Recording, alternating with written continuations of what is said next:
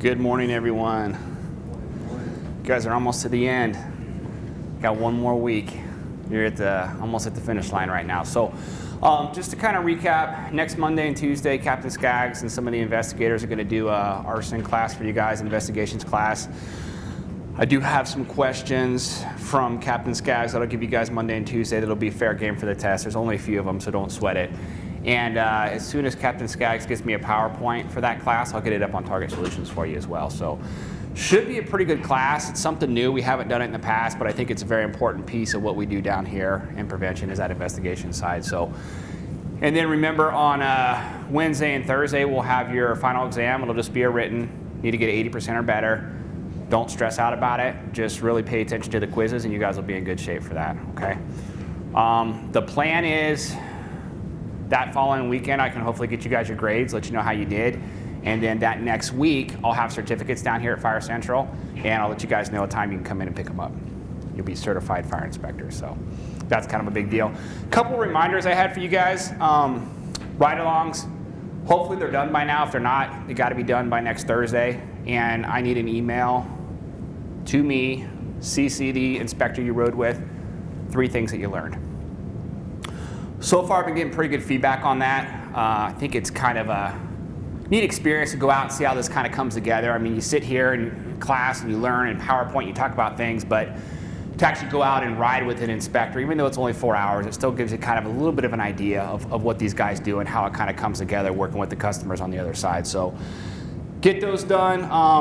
Remember, if you guys have missed a class or if you miss a class in the future, I just need a paper, 1 to 2 page paper. The expectation is that's to me within 2 days. That way I can sign you off on that. You get 2 absences. I think everybody's good in here as far as the absences goes. Make sure you pick up a survey up front there. Fill it out whenever we have a break, and then just before the end of class, if you don't mind, just dropping it off at the desk right there where you picked it up.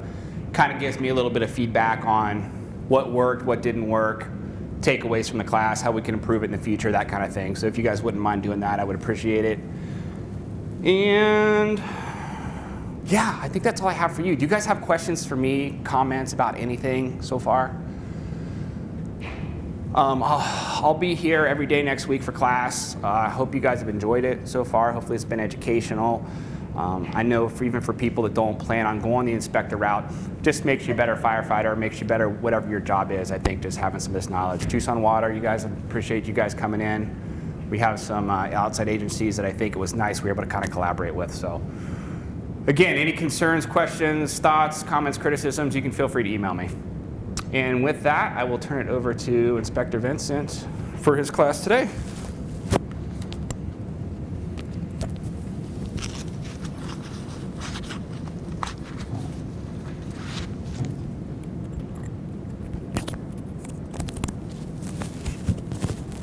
Morning.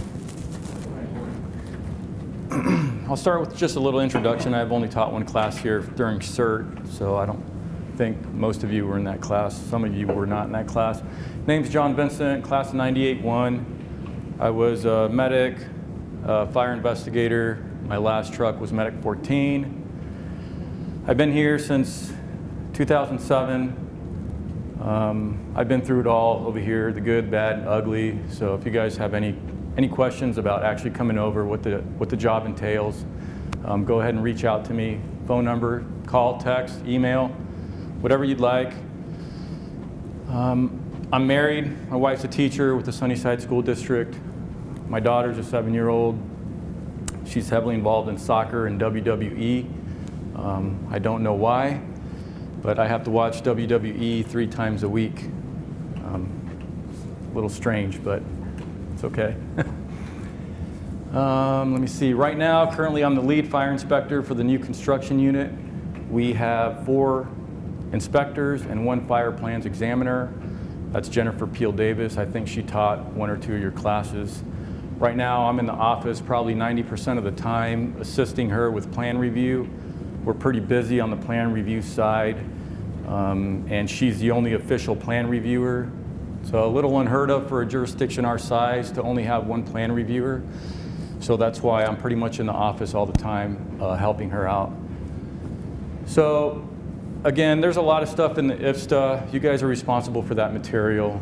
I'm just going to give you I just want you to walk away, just like the means of egress class, with a general understanding of what it is and what it is that we do over here on this side, on the new construction side. Plans review and field verification, chapter 15. We're going to blow through a lot of these slides. So again, that's your responsibility for that material. A lot of you probably aren't in the construction field, might not know much about it. As far as plan review goes, whenever you want to do some work that requires a permit, a construction permit, let's say, you have to submit, first you have to fill out an application, submit that, but you have to submit a plan packet, plans or drawings, whatever you might call them, to that organization to get reviewed. So PDSD is the term we use for the city of Tucson. It's Planning and Development Services Department.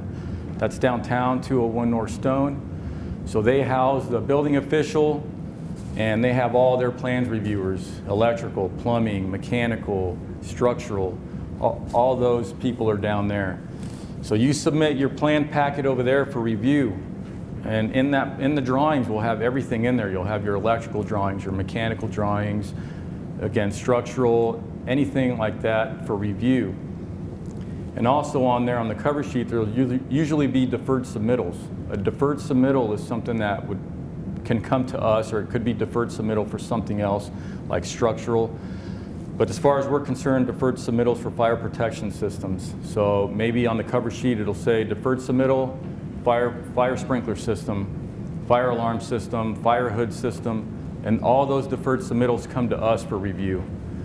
We'll also look at those construction plans for fire-related issues like means of egress, exit signs, travel distance, exiting plans, extinguishers, what type of occupancy it is, if that drives any fire protection systems that are required, maybe modifications to fire protection systems if it's an existing building. So we'll look at that on their construction plans, but then we'll look at the deferred submittals 100% without their involvement. Just a quick synopsis on that. The need for plans review.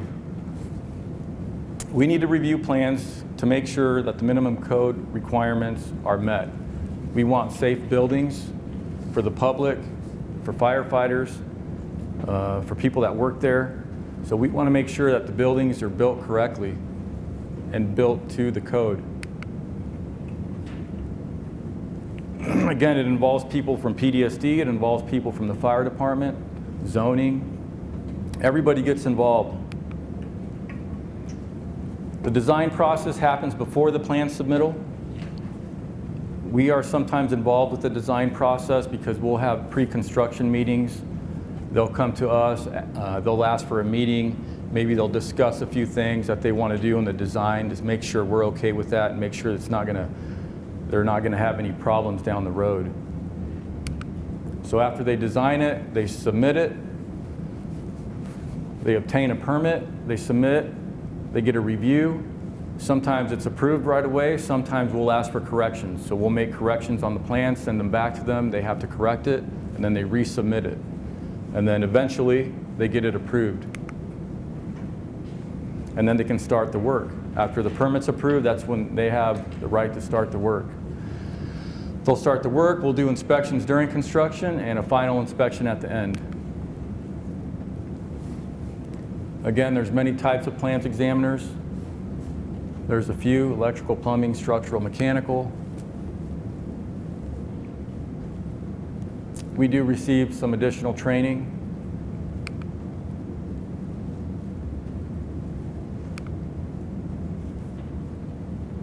Some jurisdictions, the inspector that reviews the plans also might be responsible for the field verification. So there'll be a plan reviewer and an inspector in one.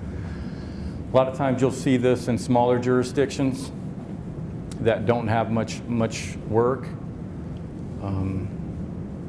It's efficient, I guess, in a way, because usually the plan reviewer knows more codes and standards than the inspector. So they're able to review, make comments, and they also go out and inspect. But at the same time, it can be bad because you only have one set of eyes on a project. the more eyes you have on something, usually the better off you are. For example, in here, we always have a couple eyes on a set of plans. If somebody misses something, maybe the other person catches it. And same with the inspectors. Eventually, you become an inspector that knows a lot of codes and standards. You evolve just like in any profession. And maybe you're just as good as a reviewer when it comes to codes and standards, and you go out to inspect something, you come back and you say, hey, I think maybe we missed something on this. So that's an example of more eyes on the job, better off you are. Because let's face it, we all miss something. It doesn't matter how long you've been down here, you're going to miss something. A good working relationship with the plans examiner. I think here they're talking about, if you have a plans examiner that's maybe third party or something like that, they want you to form a good relationship with them. Yes, of course, you do want to do that. As a new construction inspector, you're always talking to the plan reviewer on a daily basis. Here, it's not much of a problem. We work together. We're all on the same team here. We're all accessible. So as far as we go here on Tucson Fire, we all have a relationship.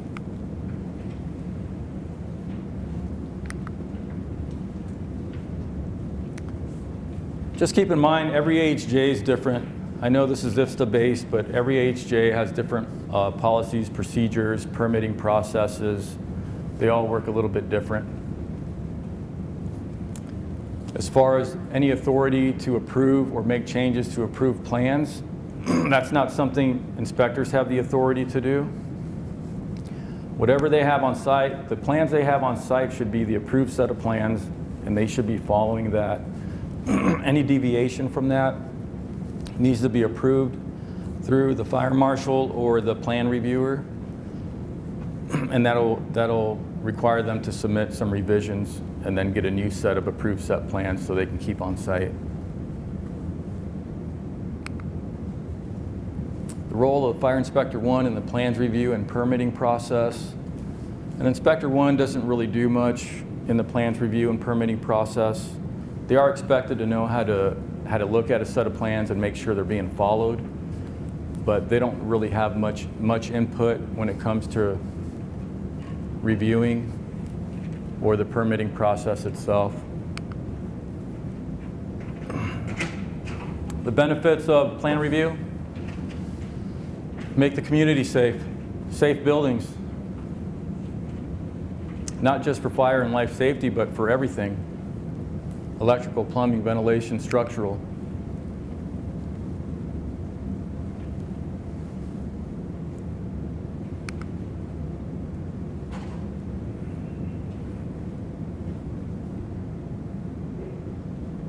This talks about some building remodeling and renovation. So we have, as you know, new buildings and existing buildings. So a lot of times we get a lot of plans. Actually, the majority of our plans are TIs. Those are renovations, stands for tenant improvements. So they still have to follow the same permitting and plan review process. For example, this building, if you wanted to change this room right here, you would still submit a set of drawings on this room, and everything needs to be in those drawings. Let's say you want to add a wall right there. You have to have the details for that wall, how you're going to build it, the materials you're going to use. And also if any deferred submittals are required. Let's say you build it too close to that sprinkler head over there. Now that head's too close, this head's too far, so then they need a deferred submittal for a sprinkler modification. That would come to us. They would require plans for the sprinkler system, and then we go out and look at the sprinkler system. Same thing for the alarm. If they blocked a notification device over there, maybe they have to add another one on this side of the wall. So that's a TI renovation, same process. Plans and permits.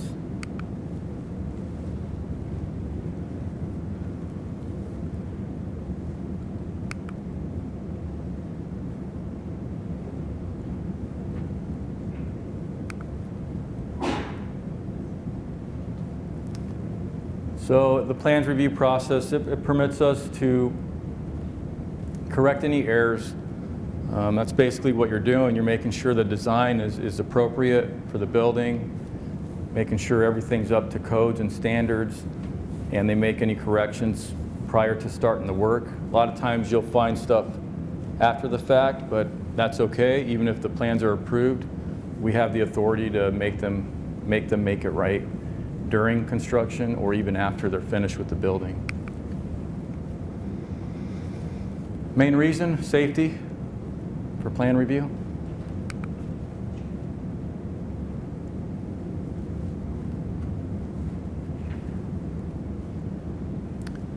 Again, for us here at Tucson Fire, an inspector isn't really involved in the plans review process, besides maybe after the plans are reviewed. It's not to say they don't have any input. They want to learn something or get involved. More power to them, that's great. But they are not expected to get involved with the plans review process.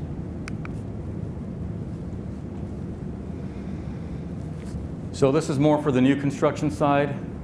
It is nice to visit these sites more often than just when they call in an inspection, just to make sure everything's going as planned.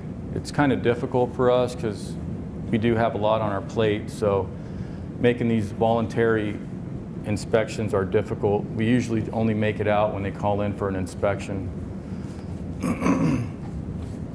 And again, we have to use our time wisely. You know, these permits are based on fees too. There's fees. So for example, maybe this building here only gets 5 inspections. And then after 5 inspections, maybe we start charging them more for our time. It's not really conducive for us to go out here every day free of charge per se and kind of hold their hand. They are professionals. They're expected to do their job per the plans.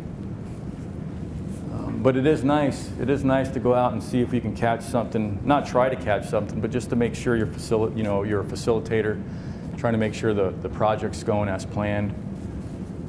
One thing we've caught in the past is double backflows. They're not required, but sometimes they'll put a backflow preventer on a fire line, and they weren't on the plans. We go out there, we see it, and we're like, oh, you know, you have to monitor that backflow because they have valves on them. If they close the valve, it shuts off water to the fire protection system. So it's a good time to catch that because maybe they still have a trench open. They can lay some wire connected to the fire alarm, and it's not a problem. Sometimes if we don't catch it till the very end, maybe they have to cut through some pavement, concrete, and they don't like doing that. So it behooves everybody for us to get out there during construction as much as we can. Also for pre-incident planning, you know, there's a chapter, a very small chapter in the IFC that's just for buildings under construction. So we'll go out there and make sure they have their temporary standpipes if needed, extinguishers, FDC signs are marked, stuff like that. Site access, water supply during construction. OSHA, we don't really deal too much with OSHA. I've only had to call them once since I've worked here. But just be aware of the clothing and equipment you should be wearing on these job sites. Even if you stop in on a fire truck to look at a job site, you should be wearing your vest and your helmet. A lot of times the GC won't say anything to you. You know, they don't like saying anything to the fire department. But just remember, you might be putting them in a bad situation because really you should be wearing your vest and your helmet. And if OSHA were to show up, they'd be the ones that get in trouble for not doing it. It probably wouldn't be us. So just try not to put them in a bad spot. If you do show up, most of these new construction sites, they'll have a trailer. That's where the GC will be, or somebody that can help you. Maybe give you a tour of the construction site or the building that's under construction.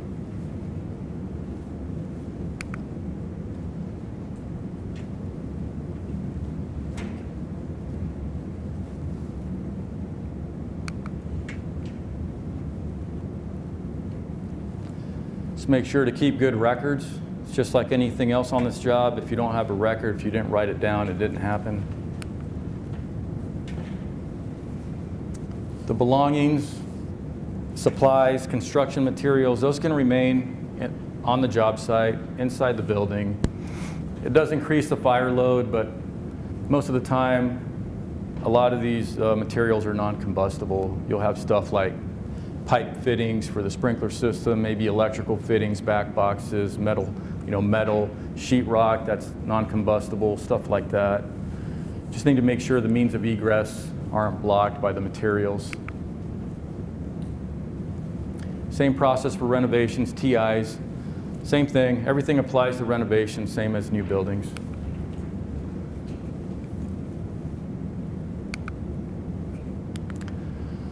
Documents submitted, professional uniform manner. Again, every jurisdiction has different requirements on the plans, how they're submitted, what they need to be, what needs to be in the packet.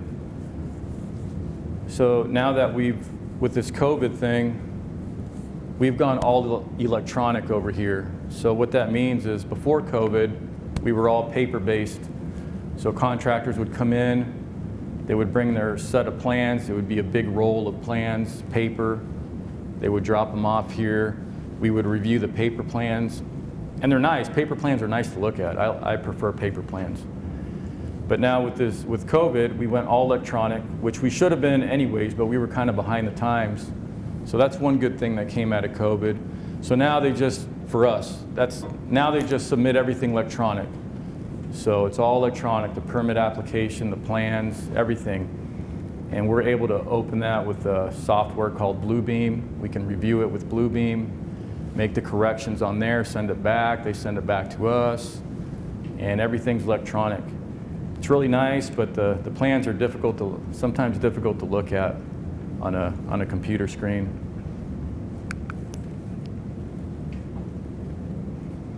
Again, the AHJ usually establishes how the plans are submitted. Everybody's different. They're official documents. Abbreviations and symbols on drawings. Just be familiar with them. There's always a legend, so it's not like you have to memorize all these symbols. There is an NFPA for symbols, but not everybody uses it. Everybody has their own symbols. Some are uniform, some are not. But again, they need to have a legend on the plan, so just look down there if you don't know what the symbol is. Here's an example of some. They probably got this out of an NFPA. I forget which one it is for symbols. An inspector should visit the site often just to make sure everything's going as planned and they're not deviating from anything or they're not working without permits. A lot of times they'll work without, try and get away with not obtaining a permit for a certain thing.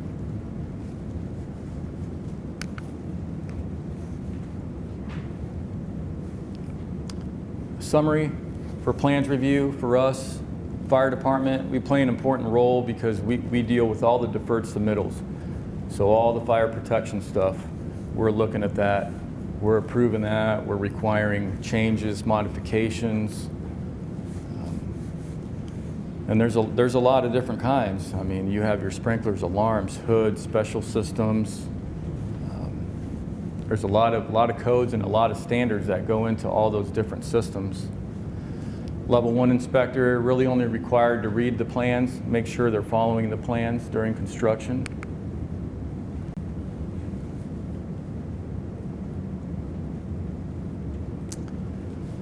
So they talk about coordinating with other inspectors in IFSTA. I'm sure some jurisdictions do that. We don't do that. Everybody kind of does their own thing. There's really no reason for us to coordinate with anybody from downtown to do what we need to do. We can, of course, call them if we have questions on something that maybe we both deal with. Like, let's say we both deal with means of egress. It's Chapter 10 in the Fire Code. It's also Chapter 10 in the Building Code. Same chapter. The Fire Code has an additional section for maintenance of means of egress. But anyways, what I'm trying to get at is maybe we'll coordinate, talk to each other about something we're both dealing with, but we don't really need them and they don't really need us to be on site at the same time. Way back in the day, the mechanical inspector, when you did an acceptance test on a fire suppression hood, they wanted to be there at the same time. I don't know why, because they can do their thing without us and us without them, but they wanted to meet at the same time. It was just difficult trying to get everybody's schedule. because you have to get the business owner, you, and then them all out there at the same time.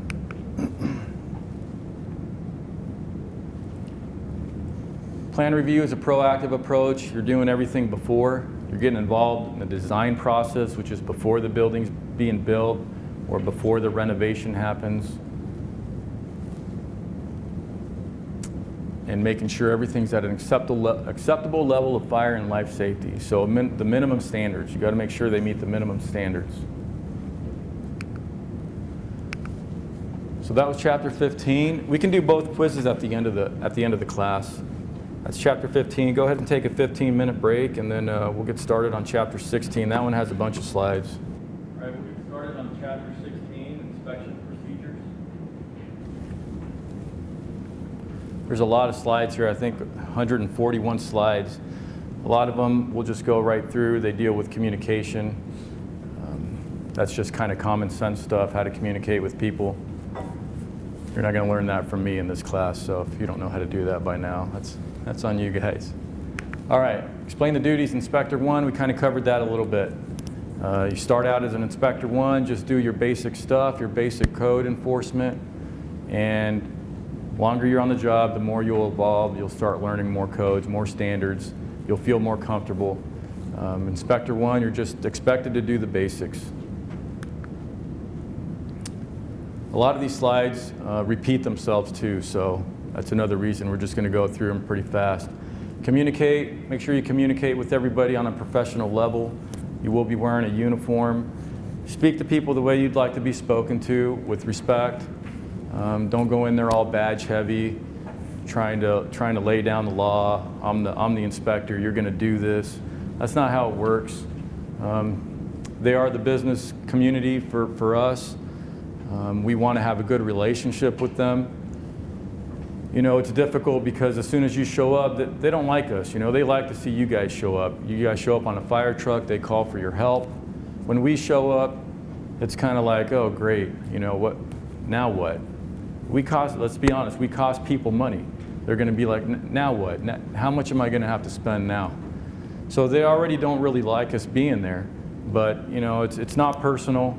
Just treat them with respect, and you know, hopefully it'll work out. If you're abrasive, a lot of times you'll get more pushback, and it just makes your job more difficult. So, like they say, the best kind of compliance is voluntary compliance. If you treat somebody nice, with respect, they're more liable to comply with what you're asking for, voluntary compliance.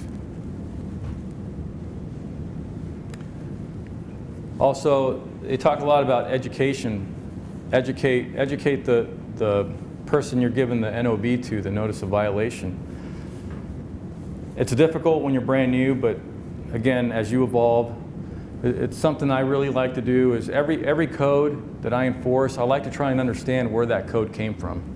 So where did it come from? Why did they write it? What's the intent of the code? That way, when I give somebody an NOV, I can be like, I can educate them at the same time. You need to do this, but let me tell you why. It's because of this. And they're more receptive to that and more likely to do what you're asking them to do if they understand the code as well.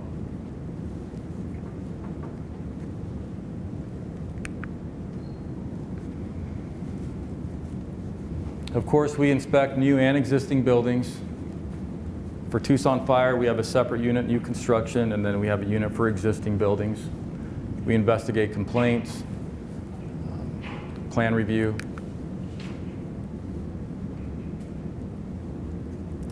So it's real important, especially as a new inspector, to develop some kind of systematic approach to inspecting your buildings. Everybody has their own style. Everybody will develop their own style. It's important that we're all consistent with the code and the standards, but you can have your own style. What I mean by that is the way you inspect a building, the way you communicate. I always like to start on the outside. That way I don't miss anything on the outside. I'll drive around the building. I'll look for the FDCs if they're labeled. I'll look for addressing, because that's all of our pet peeves, right? Trying to find a building that doesn't have address numbers. Again, FDCs, address numbers, access, stuff like that. So I'll start on the outside and then I'll work my way in. And again, whatever you want to do once you get in, right-hand search, left-hand search, go in every room, maybe hit up the fire protection stuff at the very end or at the very beginning. It's just your style, your systematic, the way you do the inspection. And if you do it the same way every time, you're likely to not miss as much stuff. It talks about performing administrative tasks. We do a lot of that. It just comes with the territory. You know, we're on the phone all the time, email, you name it. Memos, data management systems, putting everything in, filing our records. A lot of administrative tasks that go along with the job.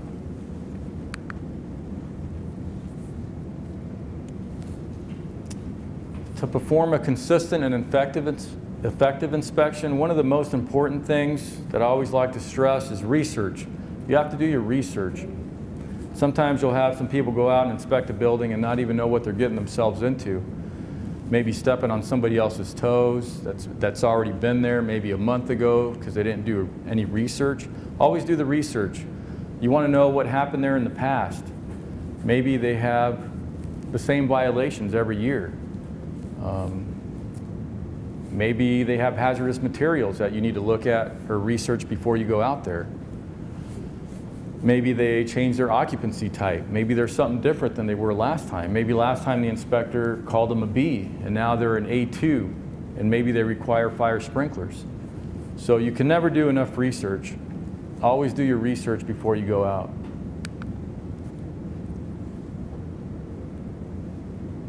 Enforcement duties of an inspector. Our authority, I don't really know what they're trying to get to here, but our authority comes from the fire code. So anything in the fire code we have the authority to enforce, and that's it. You can't go out and making stuff up, or I don't feel like that lock's right because I think it's dangerous. You need to change that. So all you can do is go by what the code says. And the code also references standards, NFPA standards. You have the authority to enforce those standards as well.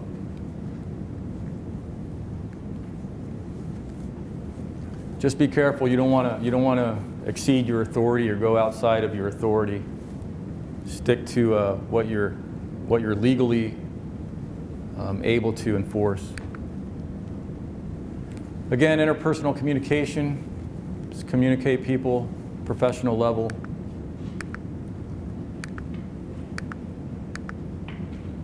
Make sure you listen. My wife says I never listen, but a lot of times they just want to talk a lot. Maybe they want to complain to you on the phone. Just let them speak their piece. Let them speak for 5 minutes. Let them complain for 5 minutes, and usually, after they talk and you let them talk, they'll get over it, and then you can continue with enforcing the code.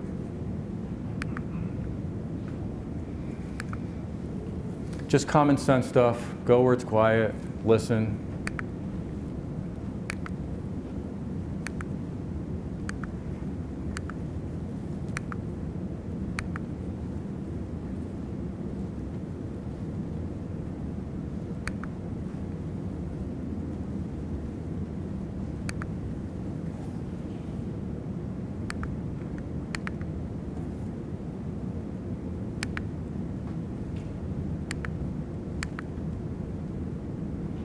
Body language, big one. I've seen some inspectors. They might communicate well, but maybe their body language is just all over the place. And you can pick up on body language. Just be aware of your nonverbal communication.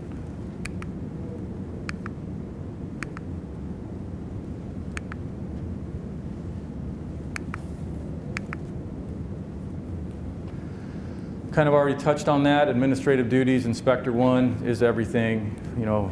Files, records, emails, phone calls, in-person, verbal communication. Lots of emails and lots of phone calls.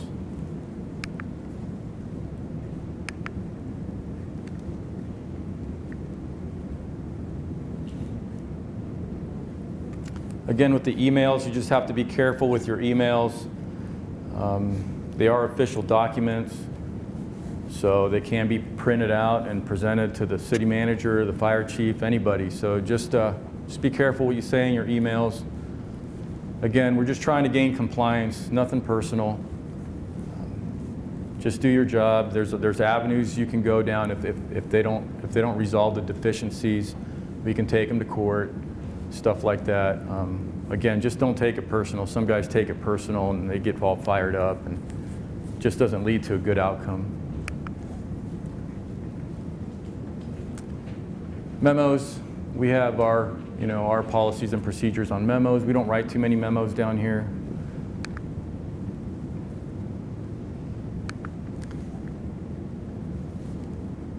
We have our own policy on how to write a memo and a template as far as Tucson Fire goes. Email messages, official documents. Another thing is text messages. We do a lot of texting now. So, I'll text back and forth with the contractor, subcontractor, whatever. Just remember those are also official documents as far as I know, and can be presented to anybody. So just be careful what you're saying in there.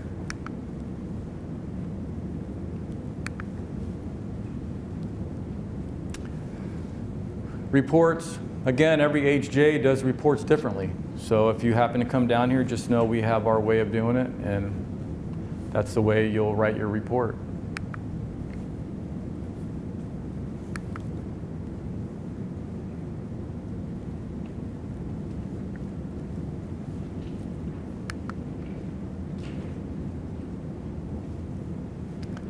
So as far as files and records, we keep all types of files and records. So you'll keep your inspection reports. They'll get scanned into the system. They'll be electronic.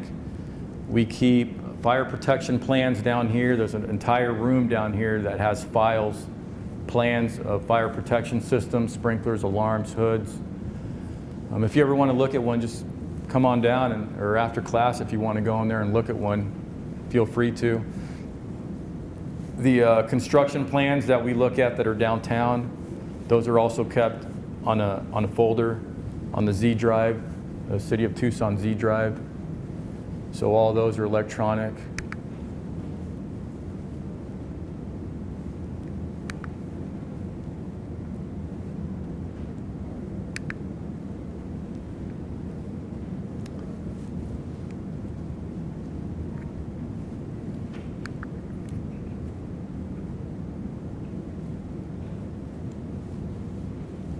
Computer records.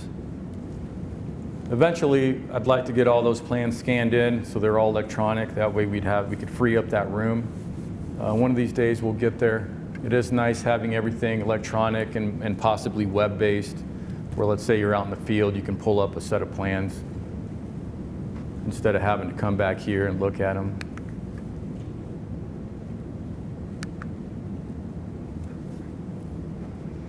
Types of files and records, we went over that. Pretty much anything and everything. We also get deficiency records.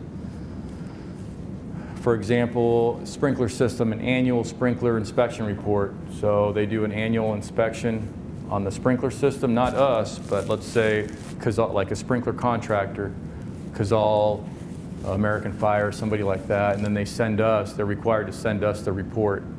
So we'll keep those on file too. And what we like to do with those, if there's deficiencies on there, we'll send an inspector out or give them a phone call to see if they can resolve the deficiencies on their reports.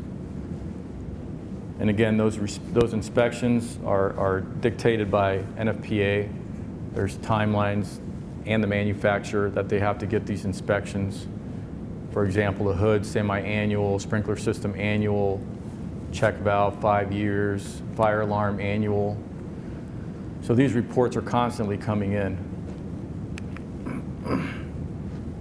Preparation required before an inspection. Research, research, research. Do your research. Plus, it just helps you out. You don't want to go out there and look dumb. You show up somewhere and you don't know what you're looking at. You don't know what you're doing, what type of building it is.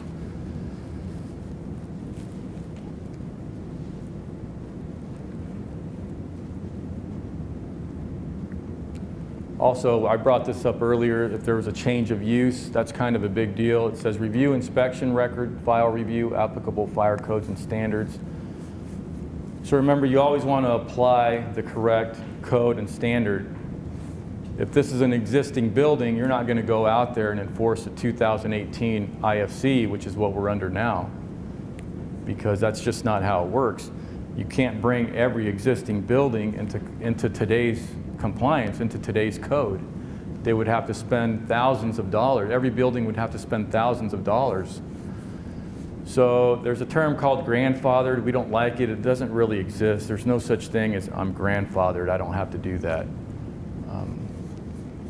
So this building, if it's existing and it was in compliance when it was built, then more than likely they don't have to do anything. They obviously have to maintain their systems, but they wouldn't have to add anything that today's code requires. However, there is a chapter in the fire code for existing buildings. So it's a small chapter, but sometimes that chapter in the code book would require an existing building to do something.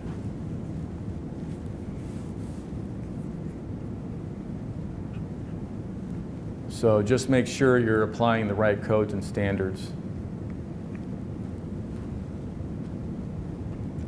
And again, for the standards, it's the same thing. So usually NFPA is on a 3-year cycle as well. So for example, right now we're in the 2018 fire code. There's a chapter for reference standards. If you look at that, let's say it references NFPA 72. That's for fire alarm installations. So the yearbook, the year we would use for the 72 is 10, 13, 16. The 2016, because that's the one that was in effect when the 2018 code came out. So the next 72 will come out in 19, but we can't use that one. It's already out. We can't use it. Even on new buildings, we can't use it. So that's pretty important. One time when you can use today's code is, let's say they're doing a change of use. Let's say this was just a business, a big B. It's all a B. The whole thing's a B, which is a business in a fire code. And they want to change it to a giant nightclub, restaurant, A2. So now it's becoming an A2. Even though it's an existing building, they're doing a change of use. So when they change the use, we can use all of today's applicable codes and standards. And the authority to do that is in the IEBC, which is the International Existing Building Code.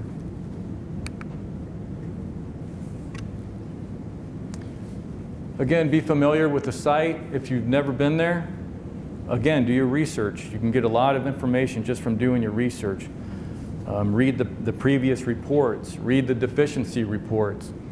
Call the inspector or go talk to the inspector if they're still here, if whoever's name is on the last inspection report. Hey, do you remember this building?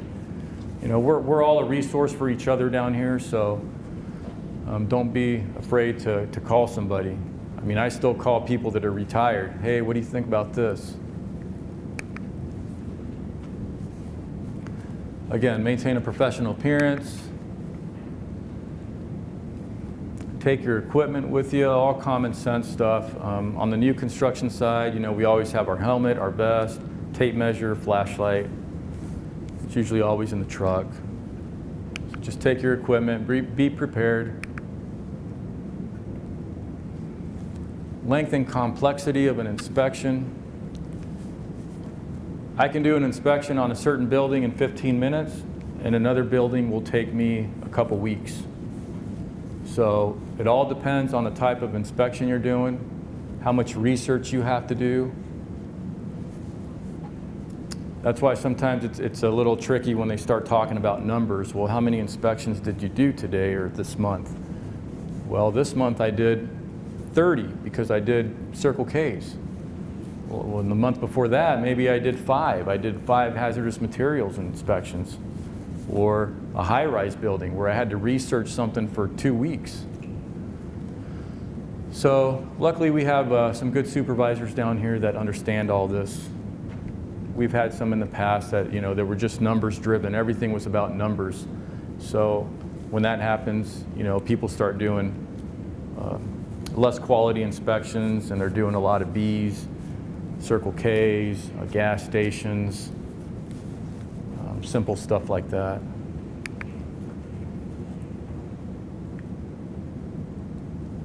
Again, this goes back to the same thing, the number of inspections you can do in a work period. Well, it depends. Depends on the building.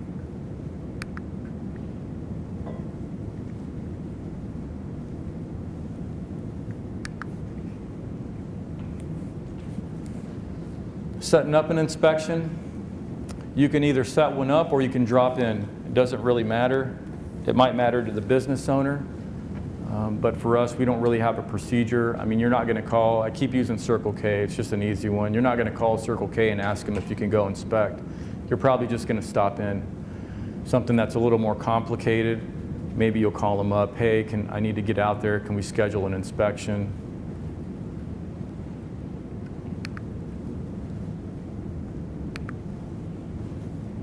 After hours and weekend inspections, if you guys ever run into a problem after hours, we do have an on-call inspector. So feel free to call dispatch and ask for the on-call inspector, whether it's just a consultation on the phone or you need them to respond to something.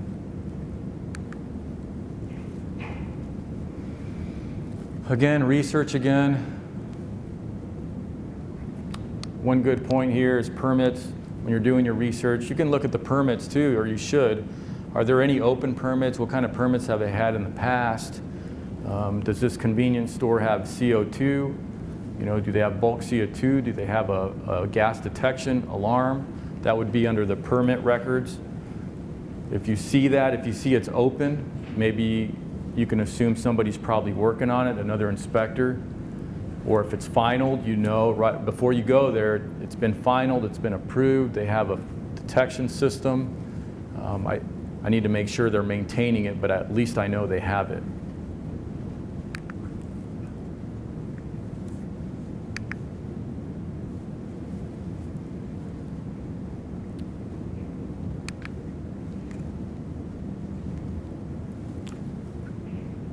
Photos. Some people take photos, some people don't. They're not required. It's up to you. It does always help out. Sometimes you take a lot of notes on an inspection, but when you come back here, you're like, what was I talking about on this? What exactly did I see? I don't remember. Now I got to go back out there. So a lot of times you can just take them for yourself, not necessarily put them in the report.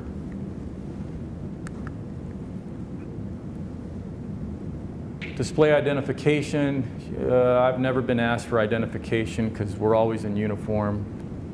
Introduce yourself, tell them why you're there, explain the process to them. Sometimes they'll just let you go on your own. They don't want anything to do with it. Just go ahead. Sometimes, if they're the actual business owner or building owner, they usually want to walk around with you, and that's fine.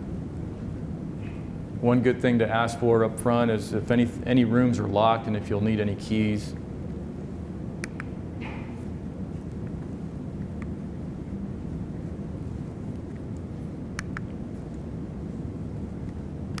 Real quick on that, sometimes maybe they don't want you there. Maybe they won't let you in. Maybe they'll deny you access to the building, and that's fine. We just walk away and tell them you'll call them later to see if they would like to schedule something for a later time, different date. We don't have the authority to just barge in. We can get an administrative warrant and go that route, but usually it never leads to that when you explain that to them. They just, maybe they don't like the government, maybe they're trying to hide something, maybe they're doing work without permits, but eventually you'll get in there. Again, don't take it personal. There's routes you can go to gain access.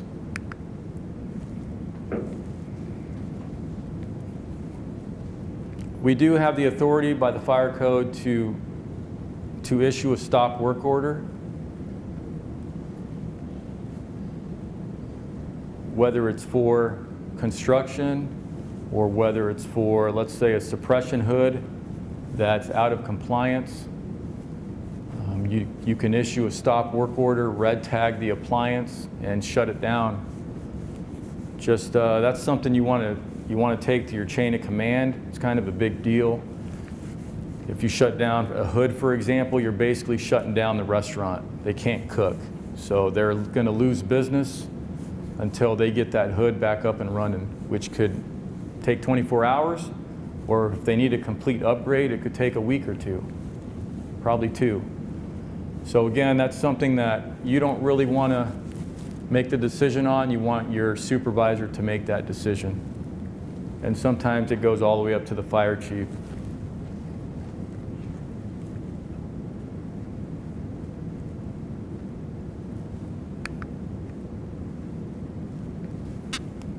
Make sure you don't take any bribes. I've been here a long time. I've never taken a bribe, which I'm kind of proud of, except for this water thing here, this water jug, but that's from my father-in-law.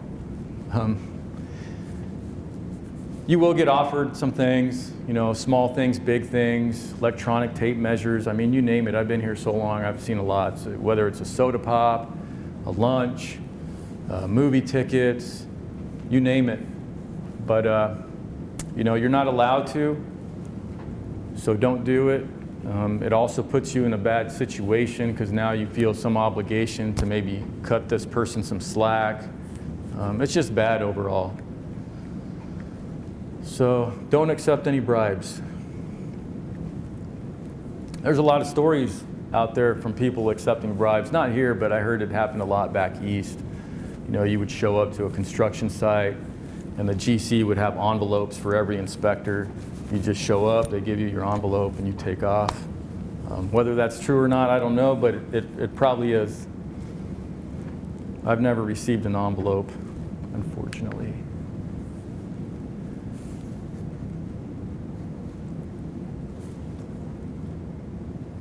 Again, this talks about, you know, your systematic approach leads to consistency in the inspection process. Just, it's a big one, be consistent. That can be a little difficult sometimes because everybody interprets the code a little bit differently. Again, when you start from the outside, you can look at any signs. Beware of dog, 704 diamonds. In case you didn't know, 704, that's an actual NFPA, so it's NFPA 704. That's where that comes from. It's not just a made-up number. So if you're ever bored, we have a copy of 704. If you ever want to take a look at it.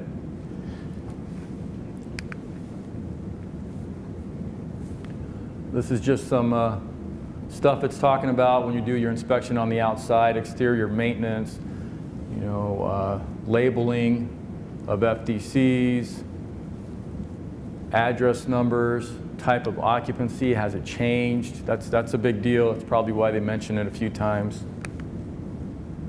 There's your 704, some other signs.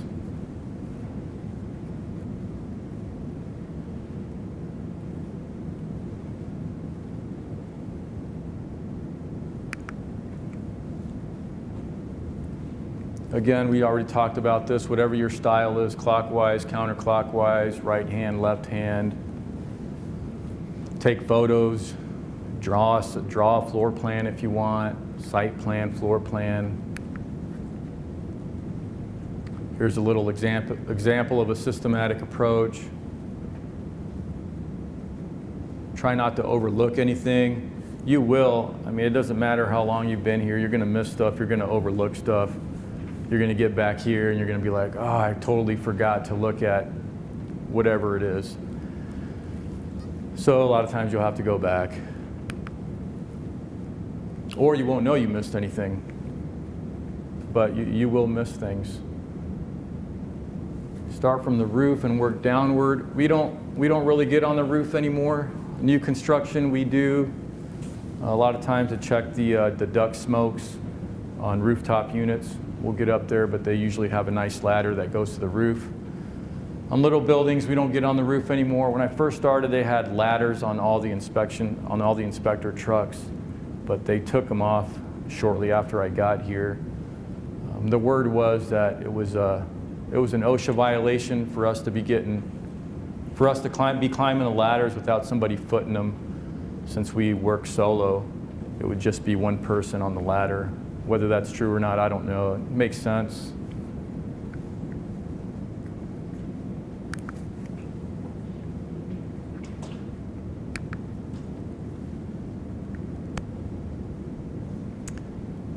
When an area is locked, you do need to get into every area, so just ask if they have a key. Again, don't argue with them. We can always gain access a different way later on down the road. It talks about being refused admission.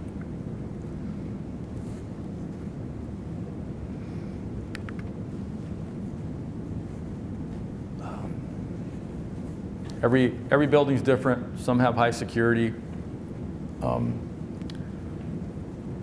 Those you want to schedule. Those you don't want to drop in because obviously they're not prepared for you. So it's common sense stuff there.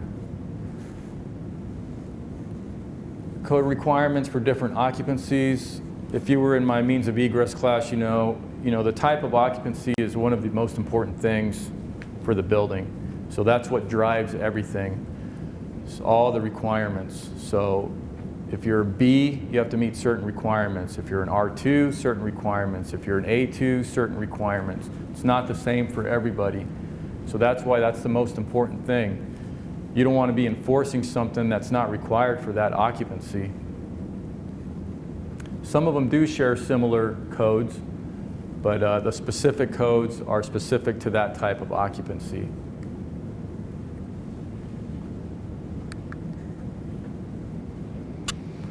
Photos, inspection checklist.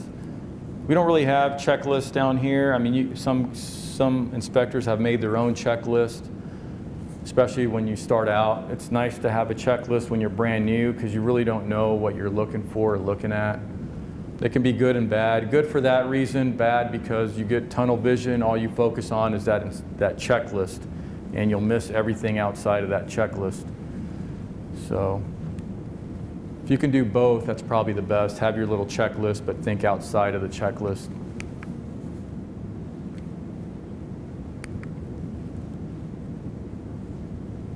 Again, same thing here. The change of occupancy, new occupancy. How does it differ from the previous one? Whether requirements have been applied. Again, so let's say you have a business,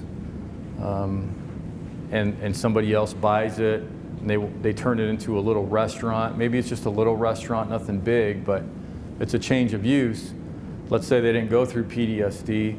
You show up, it's now a little restaurant. You're like, whoa, this is not a B anymore, and their occupant load is this because you've calculated it, and you're like, well, they need a sprinkler system now. So stuff like that can come up whenever there's a change of use.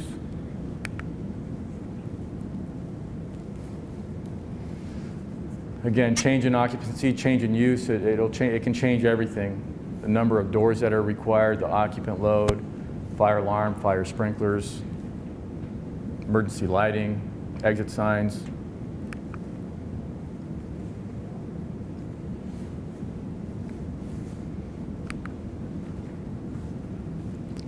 After you're done with your inspection, again, it depends on you. Sometimes if it was really simple, you only had a couple write-ups, you'll just present it to them right there, explain it to them.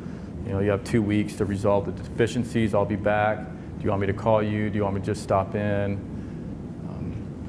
Sometimes you have to do research. Sometimes you have to come back here and research for the entire day, 2 days, 3 days, the whole week.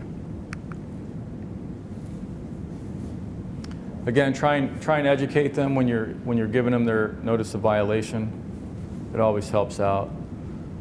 Plus, when you're educating them, it also helps you understand it more, so you don't lose it. You don't always use the same code all the time.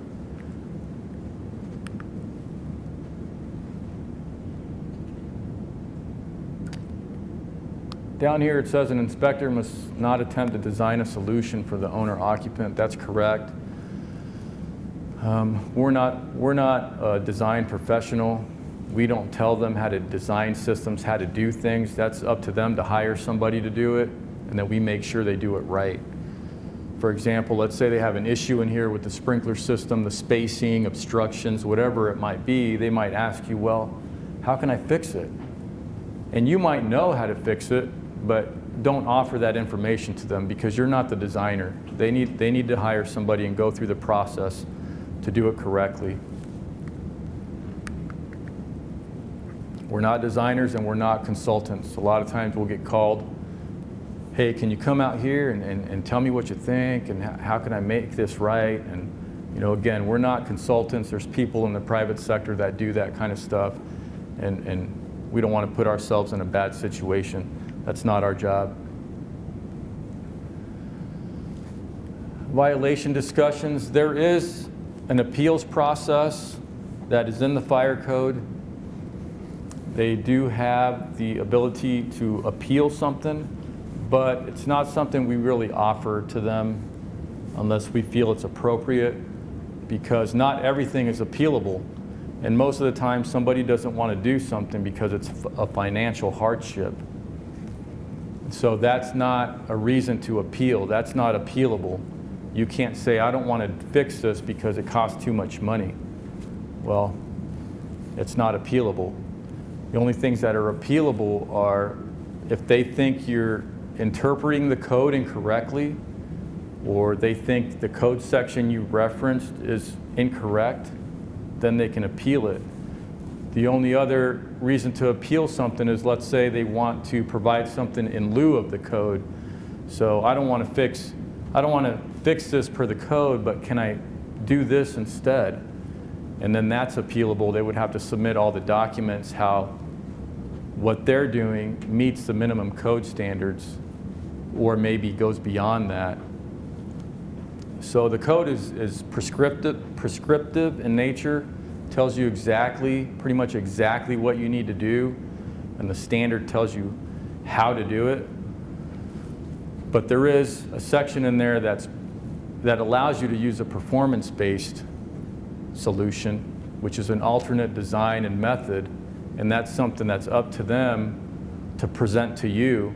Here's my alternate design, here's my alternate method. Will this meet the minimum standards in your professional opinion? And that's something they can pass through the reviewers, the fire marshal, the fire chief, the building official, to make a decision on that. So that's another reason they could appeal something if they do something like that.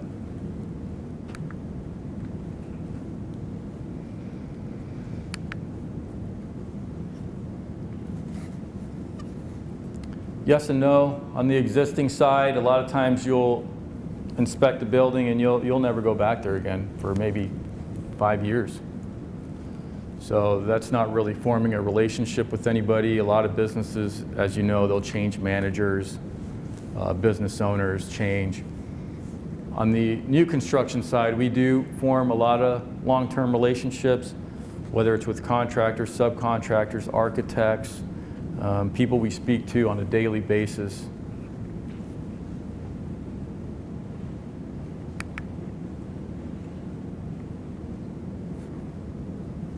Just like anything else on this job, if you didn't write it down, you didn't do it. So just make sure your letters, all your letters and reports are important, official records. Again, formal letters, we don't write too many formal letters. Our notice of violation, our inspection report, those are our formal letters.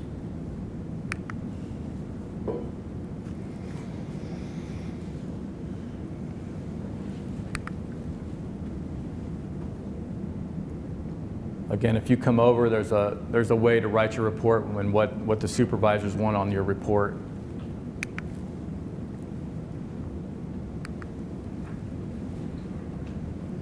The role of an inspector one in follow-up inspections, pretty simple. You're just following up, making sure that all the deficiencies are resolved. That's all you're doing. Same thing as a regular inspection. You can either call before or just show up, depending on the business. Update your file.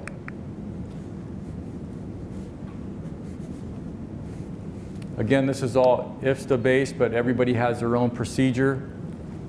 we have a procedure of granting more time, maybe another 2 weeks, maybe another 2 weeks. If it's a very complicated issue, maybe you give them a month.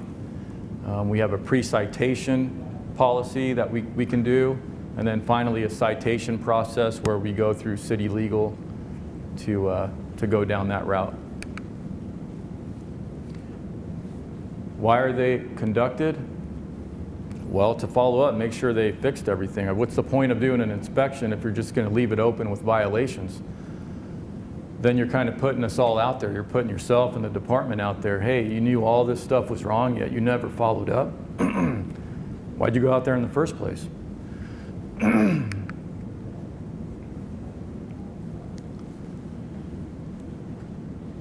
Emergency planning for an Inspector 1, it's really not something I would recommend doing. I don't like getting involved with emergency planning. I always tell them, you develop your plan, and if you want, you can send it to us and we'll review it. There isn't much in the code for emergency planning, and remember, that's your authority. You can't say, oh, I think you guys should do this because I saw it on TV, and this is a good way to do a lockdown or to switch your exiting, whatever it is.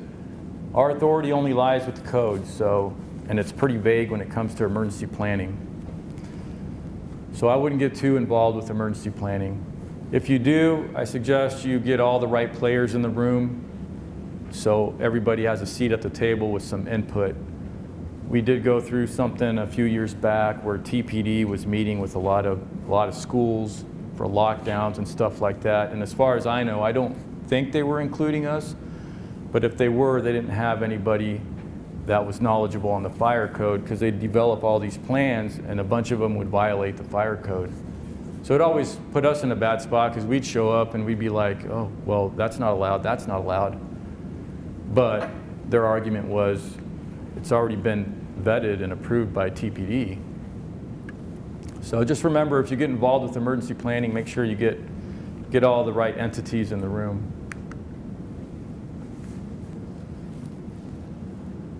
And make sure they're code compliant. You don't want to develop a plan and it's not code compliant. You find out it's not code compliant and somebody gets hurt or somebody dies.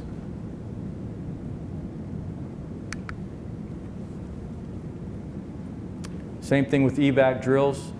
It's, there is some vague stuff in the code, the frequency they need to do them based on the occupancy type, but there isn't anything in there. For example, you'll get somebody that calls you up and says, when I do my evac drill, how many minutes do I have to get everybody out of the building? Well, that's not in the code, so you can't give them a number.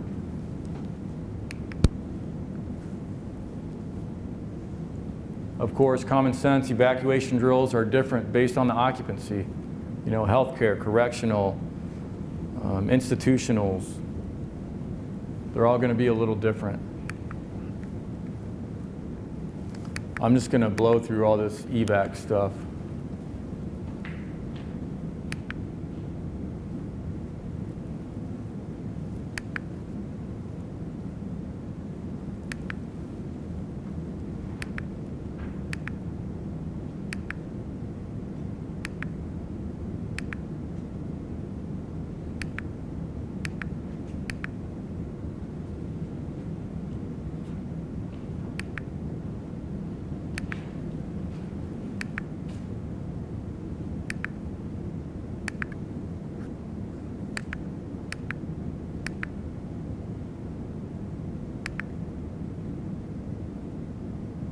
Complaint process.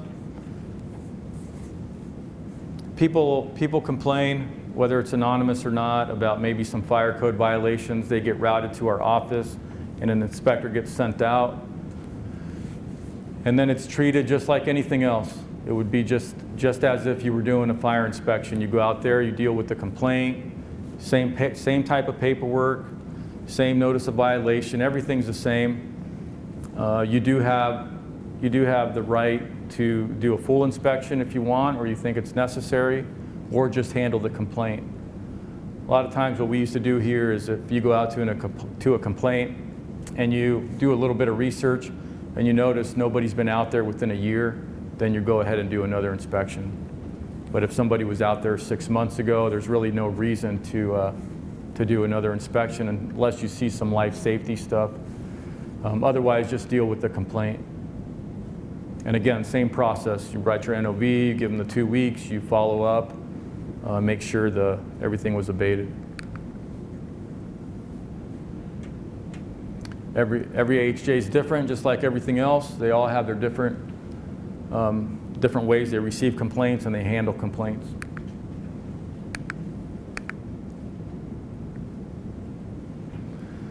Same information as a regular inspection. Violations, follow-ups.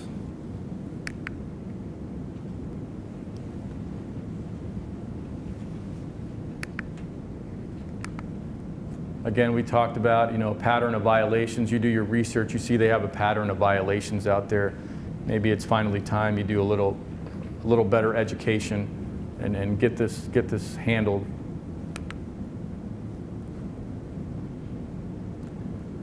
Complaint information you should keep, just everything, same as the regular inspection. I'll keep all your files. Summary. The process of conducting an inspection must follow a systematic approach. It doesn't have to follow a systematic approach. You could be all over the place if you want. If that's your style. Just try not to miss anything. Make sure you do your research and you apply the applicable codes and standards. Maintain your professionalism. Communicate respectfully. Customer service.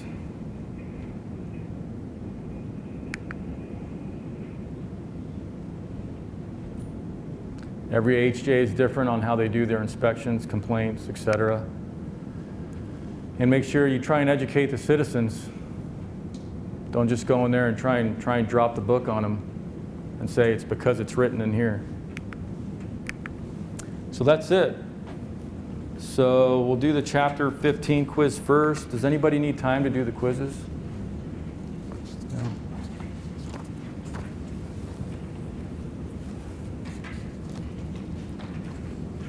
I'll just read the answers out to you. So we'll start with chapter 15. Number 1, delta. 2, delta. 3, bravo. 4, bravo. 5, delta. 6, alpha. 7, bravo. 8, alpha. If you have any questions on these, just let me know. Chapter 16. 1, delta. 2, Charlie. 3, alpha. 4, bravo. 5, delta. 6, Charlie. 7, delta. 8, Charlie. 9, Charlie. 10, delta. 11, alpha. 12, delta. And if you can, just please place your surveys over there. I think Captain Carnap was asking for those surveys. And good luck to you all. Please feel free to reach out with any questions or concerns out in the field if you see anything that you want us to follow up on.